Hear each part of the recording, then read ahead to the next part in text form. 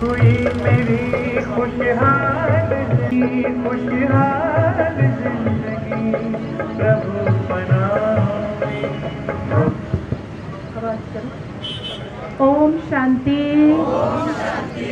ओम शांति।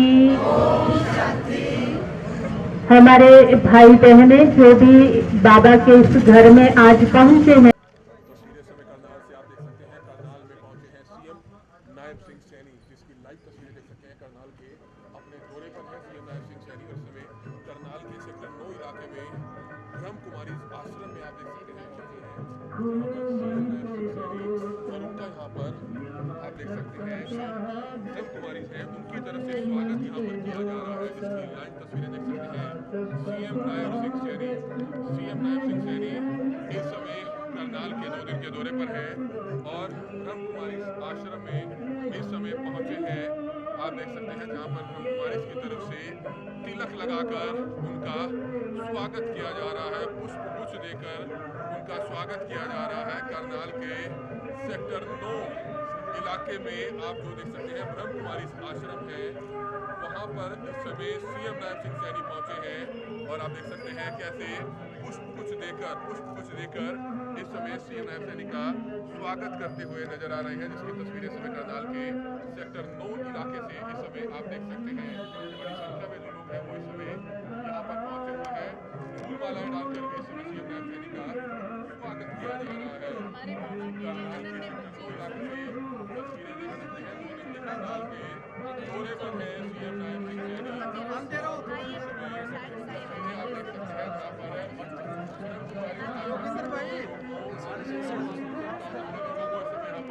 माला कर लेने दो भाई, माला दो, माला इधर।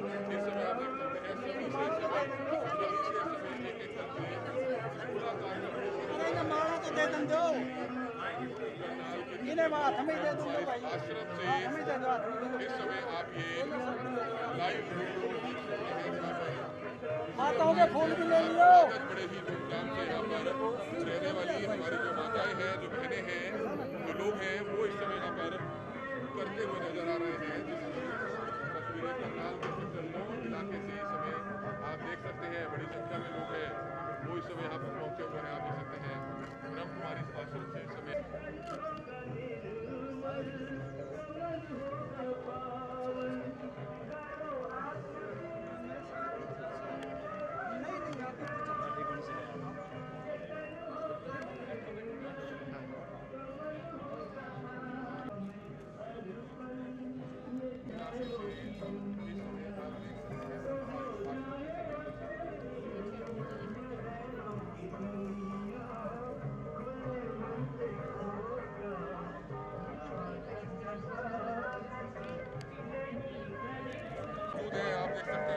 देकर और एक स्मृति चिन्ह देकर जो है उनका स्वागत यहाँ पर किया जा रहा है। सीएम नायब सैनी करनाल में इस समय पहुंचे हुए हैं, जिसकी लाइव तस्वीरें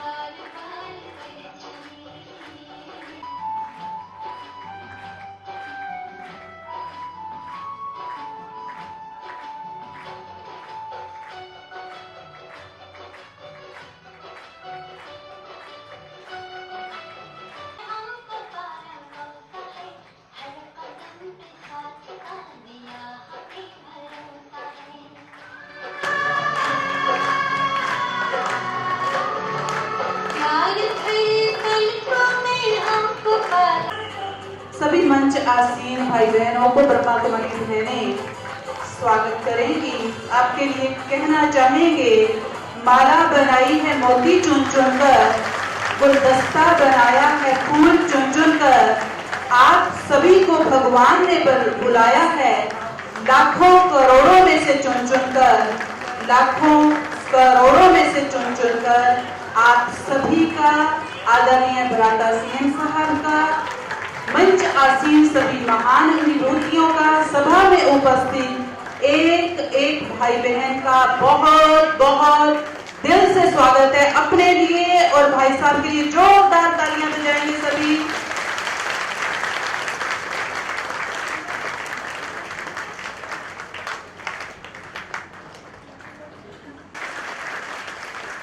आपका मैं बड़े दिल की गहराइयों के साथ बहुत ही प्यार से, आप माननीय मुख्यमंत्री के साथ साथ हमारे अति स्नेही भाई हैं। मैं ये कहूंगी कि आप हमारे भाई, हमारे अपने परिवार में पहुंचे हैं और आपका अपने इस परिवार में बहुत बहुत दिल से स्वागत है, अभिनंदन है, अभिवादन है। आपका आना मैं समझती हूँ कि एक एक आत्मा में एनर्जी भरता है, क्योंकि मैं सीएम हाउस में गई थी तो मैं प्रैक्टिकल की बात आप सभी के सामने रखती हूँ। तो मैंने भाई साहब को देखा कि इतनी एनर्जी, और एनर्जी के साथ साथ ये देखा कि बहुत ही जागरूकता, समय के साथ साथ हर चीज की पहचान देना। क्योंकि जो परिवार गया था, हमारे तनेजा भाई जी और हमारे बहुत सारे भाई लोग, तो मैंने देखा जाते ही पहले आपने ये पूछा कि आप लोगों ने खाना खाया। ये वंडरफुल बात है कि दुनिया में पूछा जाता है ठीक है जो काम हो बताओ और आए हो तो जाओ, लेकिन ये पूछना कि आपने पानी पिया, आपने खाना खाया, आपने ये किया नहीं किया, तो ये सबसे महत्वपूर्ण बात है। प्यारे भाई और बहनों, एक चांस था जब हमारे भाई साहब का हमें अचानक पता चला कि सीएम बने। दूसरा चांस था जब इलेक्शन हुआ। अभी तीसरा चांस है जब दिलों की सिलेक्शन है, क्योंकि आप सभी के दिलों पर छाते जा रहे हैं और हमेशा काम बोलता है, और जब काम बोलता है तो फिर इंसान को कुछ भी कहने की जरूरत नहीं पड़ती है, तो हमेशा ही वो उन्नति के शिखर छूता रहता है। ऐसे महान आत्मा आप हैं और हम हर दिन आपकी बहुत ही सुंदर गाथाएं, जिसको कहें आपके कर्म की पढ़ते हैं, सुनते हैं, और आप नित्य नए प्रोग्राम पूरी मनुष्य आत्माओं को, या हम कहें कि हरियाणा वासियों को आप दे रहे हैं। तो ऐसी महान आत्मा भगवान के इस घर में, बाबा के इस घर में, ब्रह्मा कुमारी ईश्वरीय विश्वविद्यालय के इस छोटी सी कुटिया में आपने हमारे दिल के निमंत्रण को स्वीकार किया है। क्योंकि मैं जब गई थी तो मैंने भाई साहब को कहा कि हमारी सुमन सेनी बहन जी 2 बार आई, लेकिन आप नहीं आए भाई साहब। तो भाई साहब ने तुरंत कहा मैं आऊंगा, और जैसे ही हमने भाई साहब को निमंत्रण दिया, हमारे भाई साहब योगिंदर राणा जी और हमारे बटला भाई जी, मैं ये कहूंगी कि ये ऐसी आत्माएं हैं, रेणु बहन जी भी और हरविंदर कल्याण जी भी, ऐसे बाबा से जुड़े हुए हैं कि उन्हीं के शिखर पर ले जा सकते हैं। समय के अभाव को देखते हम चंद घड़ियां उस प्रभु को याद करेंगे। इन सभी आत्माओं के लिए जो मुझे बहुत दिल से, मैं बहुत दिल से दुआएं करती हूँ कि आप बहुत बहुत उन्नति के शिखर पर जाएं, और ये दुआओं को बीच में सम्मिलित करते हुए हम प्यारे प्रभु का आह्वान करेंगे और कोटि कोटि शुक्रिया उस प्रभु का करेंगे। सभी चंद घड़ियों के लिए अपने इन नेत्रों को विराम दे लेंगे, आंखें बंद कर लेंगे। यहां ले आइए, मस्तक के बीच जहां तिलक लगाते हैं, बिंदी लगाते हैं, जरा सा वहां केंद्रित कर लीजिए और उस प्यारे प्रभु को आस पास महसूस कीजिए। मैं आत्मा, इस शरीर की मालिक, एक चेतन शक्ति, एक ज्योति पुंज, इस शरीर को चलाने वाली शक्ति और मेरा पिता सृष्टि का नियंता, वो निराकार महाज्योति जिसको प्यार से हम शिव बाबा कहते हैं। शुक्रिया प्यारे प्रभु, शुक्रिया। चलती हुई मिसाल हो अलंकृत करूं इन शब्दों में, आप तो बेमिसाल हो, आप अपनी उपमा आप हो, आप अपनी उपमा आप हो, नहीं आप सा कोई अन्य। आपको पाकर हरियाणा की धरनी हो गई धन्य धन्य, आपको पाकर ये कर्ण नगरी हो गई धन्य धन्य, हो गई धन्य धन्य। पुनः बहुत बहुत दिल से आप सभी का आभार आभार पहुंचा। बहुत बहुत शुक्रिया आदरणीय दीदी जी, जिससे नम्र अनुरोध है कि वो भी अपने विचार बिंदुओं से हमें लाभान्वित करेंगे। आदरणीय भाई साहब।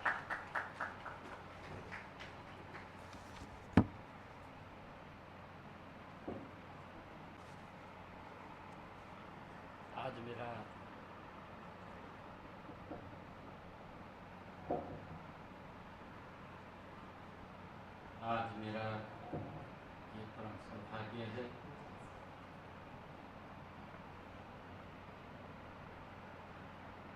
जो हमारे इस पवित्र स्थल प्रजापति ब्रह्म कुमारी ईश्वरीय विश्वविद्यालय आज मुझे आने का अवसर आप लोगों के बीच में मिला हो। मैं धन्य हूँ।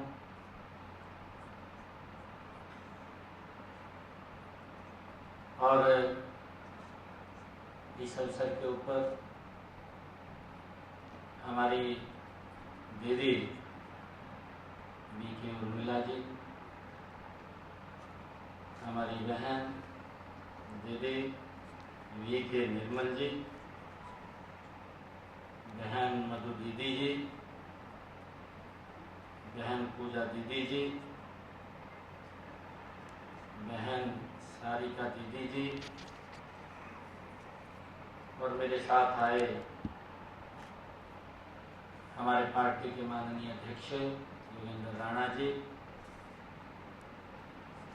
हमारे घोंडा के बहुत ही लोकप्रिय विधायक रविंद्र कल्याण जी,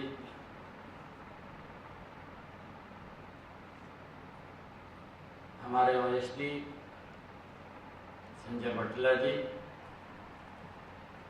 गुरप्रीत बिंडर जी, कृष्ण लाल कनेजा जी, उपस्थित सभी महानुभाव, मातृशक्ति, आप सबको मैं दोनों हाथ जोड़ करके प्रणाम करता हूँ। दिल से धन्यवाद।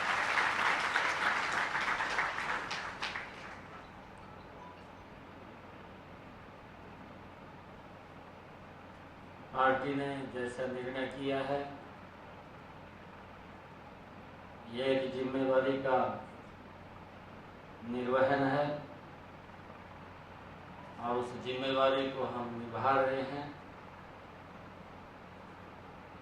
यही परमपिता परमात्मा का ही आशीर्वाद है। मुझे तो मालूम भी नहीं था कि मैं यहाँ से चुनाव लड़ूंगा। मैं तो कुरुक्षेत्र से तैयारी कर रहा था। पार्टी ने आदेश किया कि आपने करनाल से चुनाव लड़ना है। आदरणीय मनोहर लाल जी, क्योंकि उन्होंने बहुत जबरदस्त हरियाणा में एक बड़ा संदेश काम को लेकर के उन्होंने दिया है। जो भी भेदभाव होता था या कहीं पर लोगों को लगता था कि हमारे साथ अन्याय हो रहा है, उस अन्याय के प्रति मजबूती से, लड़ाई से काम किया। और वो भेदभाव लोग अपने मुख से बोलते हैं, कि भाई समान रूप से विकास हो रहा है। युवा बोलता है कि बिना पर्ची बिना खर्ची के युवा रोजगार लग रहा है। कहीं ना कहीं हर वर्ग को ये लग रहा है कि सरकार ठीक काम कर रही है। मैं जब यहाँ पर आया था, कार्यक्रमों की बहुत ज़्यादा व्यवस्था थी। अलग से भी प्रदेश के अंदर जाना होता था क्योंकि लोकसभा के आम चुनाव थे। उसके बावजूद भी मुझे यहाँ समय देना पड़ता था, परंतु मैं तो वोट मांगने भी नहीं आया।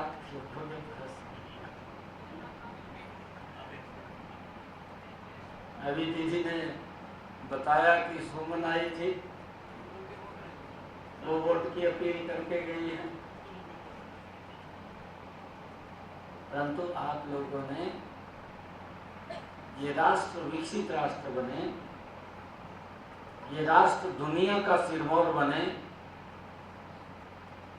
21वीं सदी का ये भारत बने, आपने उस बात को ध्यान में रखते हुए एक एक वोट उस भारत मां के लाल को दिया, जो दिन रात इस भारत को आगे बढ़ाने के लिए लगा हुआ है।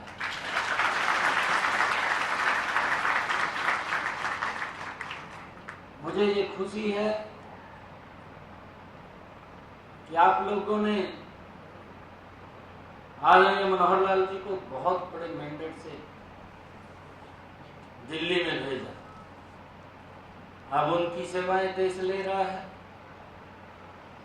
बड़े मंत्रालयों के अंदर है, और यहाँ का भी हम आप सबके आशीर्वाद से मिलकर के हरियाणा को मजबूती से आगे बढ़ाने का काम कर रहे हैं। सरकार का ये दायित्व है लोगों के जीवन को सरल करना, उसको लेकर के लगे हुए हैं। कोई योजना बनती है,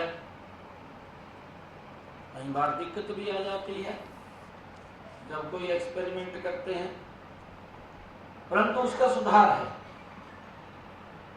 फिर उसमें सुधार भी करते हैं। जब लोग बोलते हैं कि भाई यहाँ दिक्कत आ रही है, उसमें सुधार भी। हमारी सोच है कि भारत दुनिया का सिरमौर बन रहा है, हम देख भी रहे हैं 10 वर्षों के अंदर। मैं बधाई देना चाहूंगा आप सबको कि आप सब वो कार्य करते हैं, वो मेहनत करते हैं कि गरीब के जीवन में कैसे प्रकाश आए, कैसे व्यक्ति को धार्मिक रूप से जोड़ करके उसको एक ठीक दिशा के अंदर चलाया जाए। ये हमारे दीदी जो दिन रात लगे रहते हैं, समाज को एक नई दिशा देना, समाज को कुरीतियों को समाप्त करते हुए आगे बढ़ाना है, इनका ध्येय है। समाज में अन्य प्रकल्प भी चला करके उनको जागरूक करना। मैं देखता हूं आजकल जिस प्रकार का खेती के अंदर ज्यादा पेस्टिसाइड यूज करते हैं किसान, खाद को ज्यादा यूज करते हैं, कहीं ना कहीं हमारे शरीर के ऊपर उसके दुष्प्रभाव पड़ रहे हैं, परंतु उनको भी जागरूक करने का काम अलग से कि हम ये पेस्टिसाइड का उपयोग कम करें, हम ऑर्गेनिक खेती की तरफ बढ़ें। लोग ऑर्गेनिक खेती की तरफ बढ़ेंगे तो बीमारियां भी नहीं आएंगी, और बीमारी नहीं आएगी, व्यक्ति स्वस्थ होगा अगर व्यक्ति स्वस्थ होता है तो गति से काम करता है। अगर कोई व्यक्ति चाहे मजबूत है, अगर बीमारी आ जाती है तो काम नहीं कर पाता, दिक्कत आ जाती है। और दिक्कत आती है तो कहीं ना कहीं विकास की गति रुकती है। और उसको लेकर के हमारी दीदी लगे रहते हैं कि भाई पेस्टिसाइड का उपयोग कम हो, ऑर्गेनिक खेती करें। लोगों को, किसानों को जागरूक करने का काम ये लगातार करते रहते हैं, जो एक समाज के हित में, उनकी मजबूती में बड़ा कदम है। मैं ये भी देखता हूँ, अभी पिछले दिनों में यहाँ पर आया, 75वां वन महोत्सव मनाया, 20,000 पौधे एक समय के अंदर हमारे लोगों ने यहाँ पर लगाए। और उसमें भी हमारी दीदी फ्रंट लाइन के ऊपर खड़े थे। मुझे खुशी है,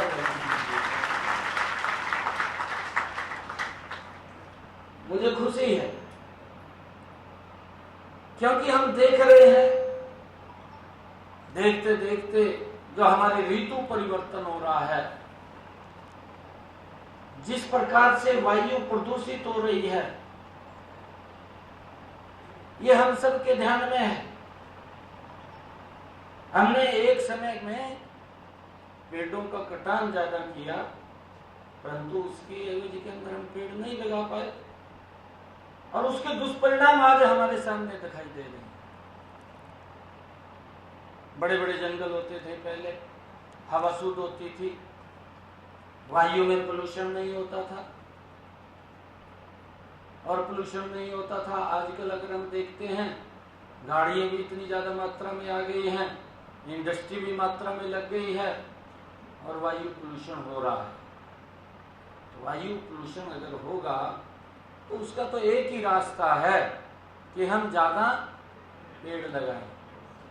ये उसका रास्ता है, क्योंकि पेड़ ही उस वायु को शुद्ध करता है।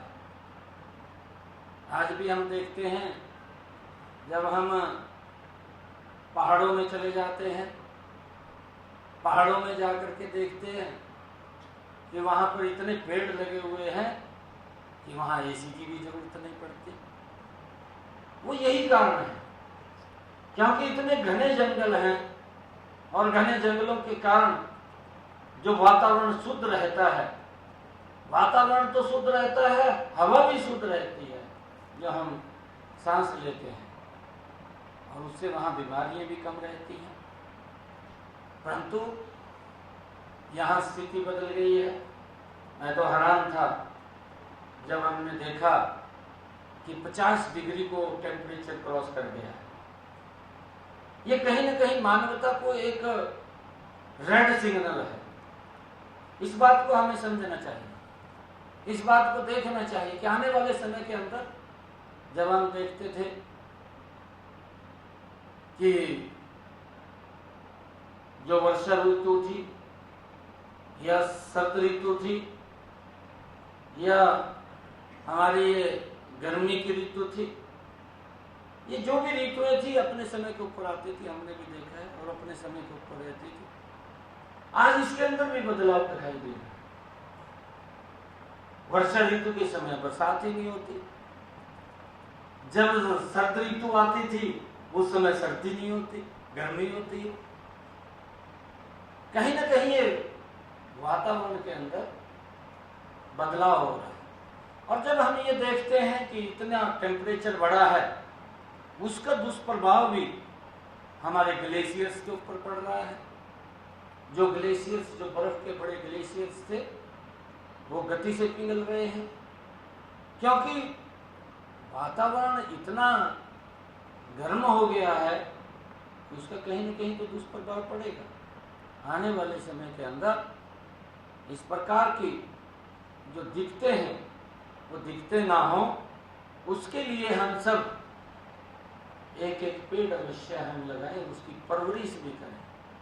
घर के आंगन में लगाएं, घर के आंगन के बाहर लगाएं, हमारे बच्चे का जन्मदिन है उस अवसर के ऊपर लगाएं, हमारे किसी बुजुर्ग का कोई दिवस है उस अवसर के ऊपर लगाएं, घर में कोई और खुशी का माहौल है उस अवसर के ऊपर भी हमें लगाना चाहिए। और इसमें गति से हमें काम करने की जरूरत है कि पौधे ज्यादा संख्या के अंदर लगेंगे तो वातावरण ठीक हो जाएगा, ये ऋतुएं भी ठीक हो जाएंगी। परंतु हम शायद उससे भटक गए हैं और उसका दुष्परिणाम कहीं न कहीं हमारे शरीर के ऊपर, हम सब लोगों के ऊपर वो देखने को मिल रहा है।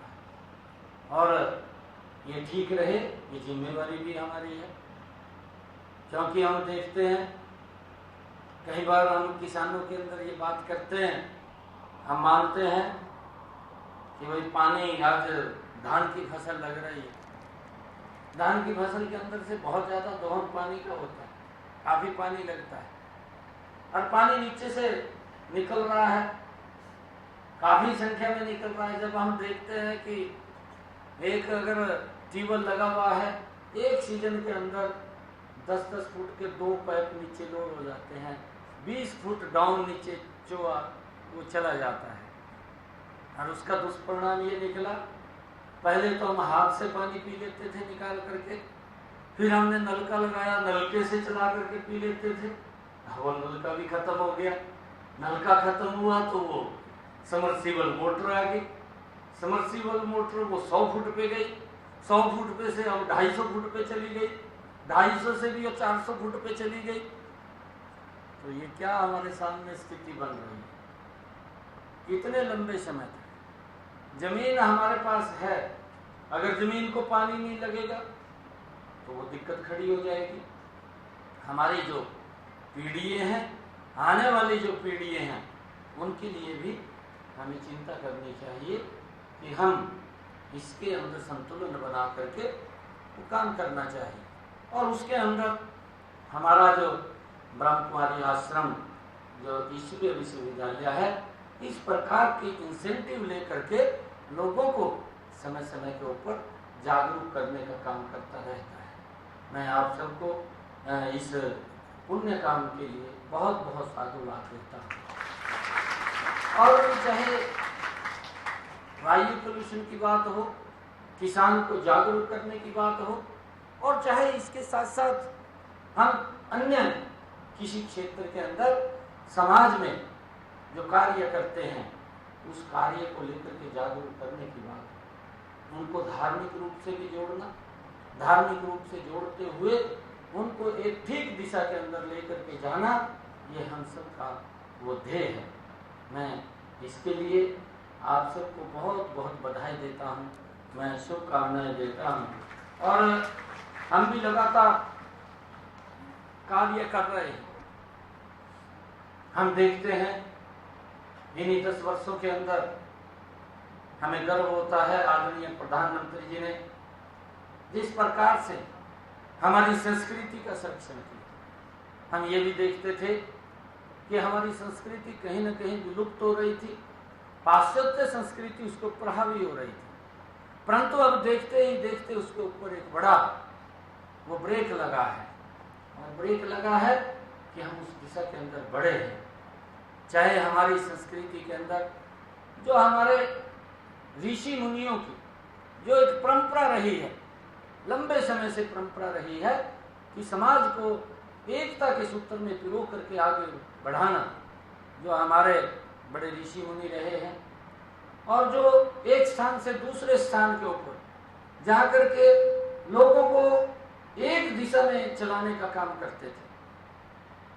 आज चाहे वो हम देखते हैं कि केदार बाबा के जीर्णोद्धार की बात हो, वहाँ पर एक बड़ी प्रलय आई, परंतु प्रलय आते आते वो देखा कि जो हमारे पूरे विश्व से श्रद्धालु आते हैं केदार बाबा के दर्शन करने के लिए, उनको दिक्कत नहीं, उन रास्तों को ठीक किया, उसका जीर्णोद्धार किया।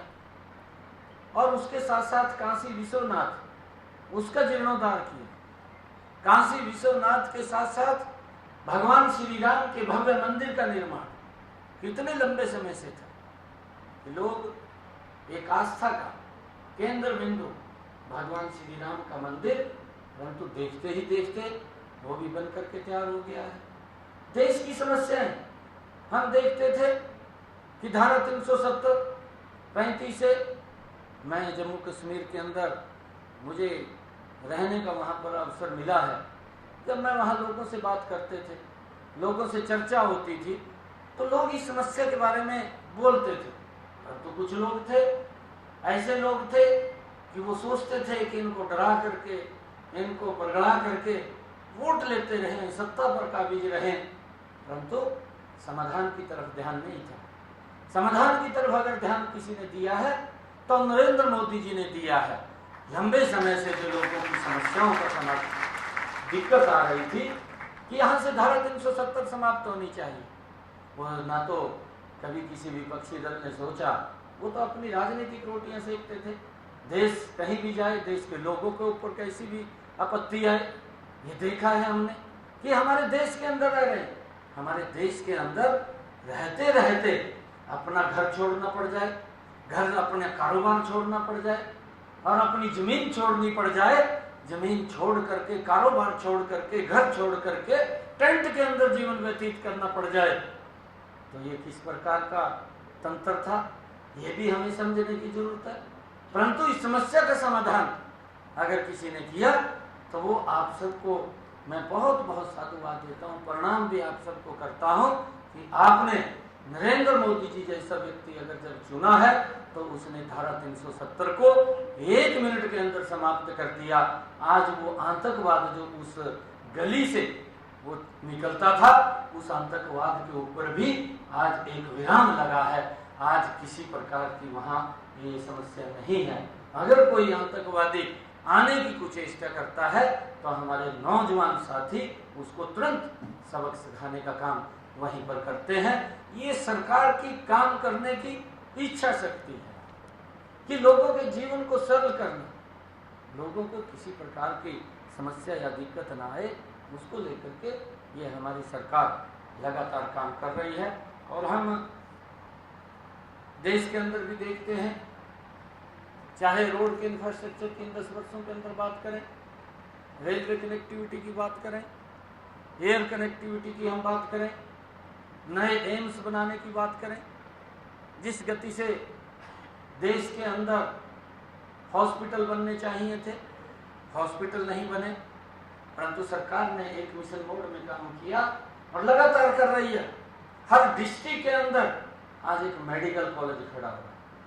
लगभग हमारे अगर हरियाणा के अंदर हम बात करें 15-16 जिलों में आज मेडिकल कॉलेज बन गए हैं, आगे लगातार बनने की तैयारी है।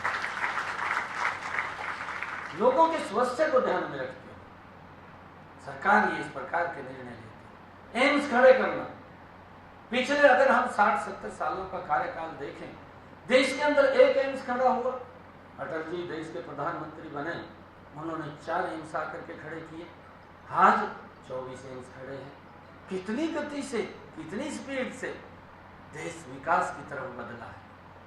और ये विकसित भारत अगर बन रहा है तो विकसित भारत ये वैसे नहीं बन रहा। आज दुनिया के अंदर अगर भारत 5वीं आर्थिक इकोनॉमी के रूप में आकर के खड़ा हुआ है, इसके पीछे ये कारण है, हम गति से प्रगति कर रहे हैं। आज दुनिया की 5वीं मजबूत अर्थव्यवस्था भारत है। आदरणीय प्रधानमंत्री जी ने कहा कि आने वाले इस समय के अंदर ये भारत दुनिया की तीसरी आर्थिक शक्ति बनेगा और उसके लिए हम काम कर रहे हैं। मैं आप सबका आज इस शुभ अवसर के ऊपर बहुत बहुत धन्यवाद करता हूँ कि आज मुझे यहाँ आने का अवसर मिला और आप लोगों ने दोनों ही कमल के फूल खिलाए हैं। एक चंडीगढ़ के लिए भेजा, एक दिल्ली के लिए भेजा, इसके लिए मैं आप सबको प्रणाम करता हूँ। आज मैं यहाँ पर आया हूँ क्योंकि कई कार्यक्रम हैं और मैं तो बोलता भी हूँ कि अगर भाई कोई इमरजेंसी किसी को कभी भी मिल जाएगा 24 घंटे हम आपकी बात को सुनने के लिए तैयार हैं। कोई दिक्कत नहीं है किसी को, आप कभी भी आकर के मिल सकते हैं।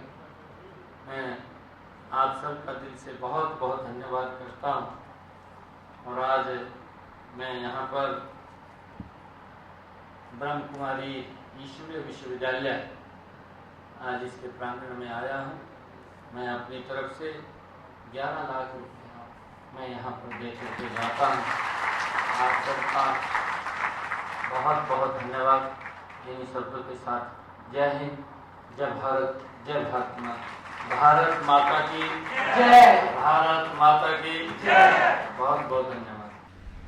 आदरणीय श्री नारायण सिंह सैनी जी, मुख्यमंत्री तो खैर मुझे नहीं लगता अपने मन से, मुझे तो अपना परिवार के ही मेंबर लगते हैं, लेकिन उन्हें कैसे सारे जाने को थोड़े दिन में अपना परिवार बना लिया। और वो मुख्यमंत्री वाली बात कल मेरे याद है, एक हम सोच रहे थे प्रोग्राम है, कोई बंधन ना पड़े, कोई ये हो ना पड़े। सच में वही तो क्या बोले हम गांव के ना है कि भी मेरी जिंदगी का जितना पार्ट है नहीं उसका कुछ पार्ट आपको चला जाए। आप यूं ही सदा सेवा करते रहे, सदा ऐसे ही उमंग उत्साह में हम सबको उड़ाते रहें। और शब्द नहीं है मेरे पास कि मैं किन शब्दों में आपका धन्यवाद करूं। बहुत दिल से यही प्रार्थना है, आप सब ने भी फुल प्यार देना है भाई, कोड वर्ड में बात है, समझ गए होंगे ना।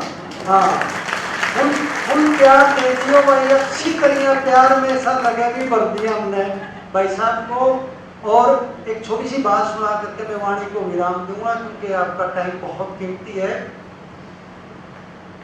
आप सभी का सम्मानित मंच का बड़े दिल से बहुत बहुत शुक्रिया है, शेख साहब का और सभी का एक एक का।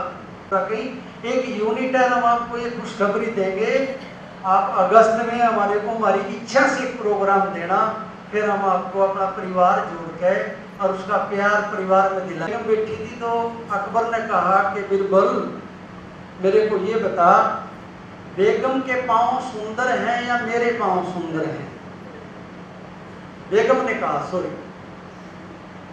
तो बिरबल बहुत समझदार था, उसने बहुत सुंदर जवाब दिया कि रानी साहिबा पाँव सुंदर आपके हैं, लेकिन इन पाँव के साथ आपके पाँव सुंदर हैं, अगर ये पाँव नहीं है तो आपके पाँव की सुंदरता नहीं। मैं ये कहूँगा अगर आप नहीं हैं तो किसको हम बुलाते, कौन बातचीत रखता। तो आपकी बहुत बहुत और मंच असीम सभी भाई बहनों को भी ईश्वरीय सौगात भेंट की जाएगी।